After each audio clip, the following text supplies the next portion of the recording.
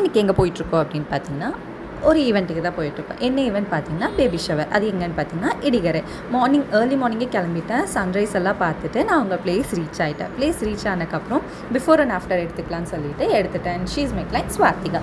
இவங்களுக்கு கேட்டிருந்தது என்ன அப்படின்னா, எனக்கு மேக்கப் ரொம்ப சட்டிலாக இருக்கணும், ஹேர் மட்டும் நல்லா எனக்கு பவுன்ஸியாக காமிங்க, நல்லா பஃப்டப்பாக காமிங்கன்னு சொல்லியிருந்தாங்க. ஸோ அதே மாதிரி தான் நானும் அவங்களுக்கு ஒர்க் பண்ணி நான் கொடுத்துருந்தேன். அண்ட் இதுதான் ஃபைனல் அவுட்.